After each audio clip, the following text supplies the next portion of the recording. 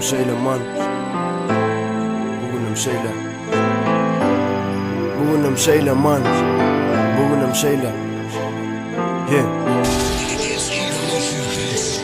Dünya bir tokoy, tüken dolu astımı dişiller çokoy. Unutmak istersen dünyanı, Yöne gitmersin vermezler, son kıdemini beryençem.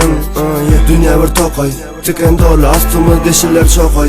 Unutmak istersen dünyanı, Yöne gitmersin vermezler, son kıdemini beryençem.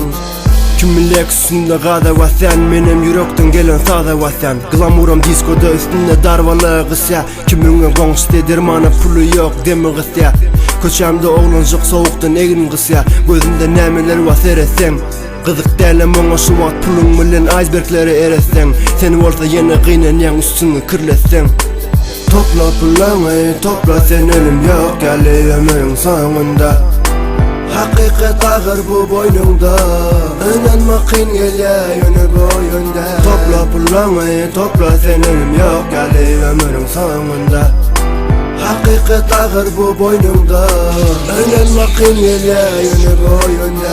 Dünya bir tokoy, tüken dolu astımı dişiller çokoy. Unutmak istersen dünyanı, Yöne gitmersin vermezler, son kıdemini beryençem. Dünya bir tokoy, tüken dolu astımı dişiller çokoy. Unutmak istersin dünyanı, Yöne gitmersin vermezler, son kıdemini beryençem. Kimi et dolu börek, kimi yöne çörek.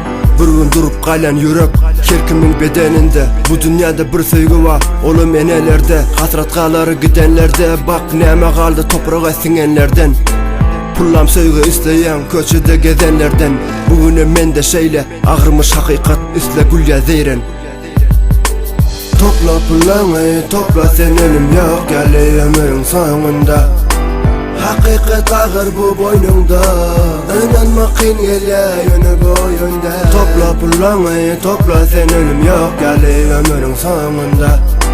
Hakikat ağır bu boynunda, inanmak kıyın geliyor yönü boyundan. Yönü boyundan.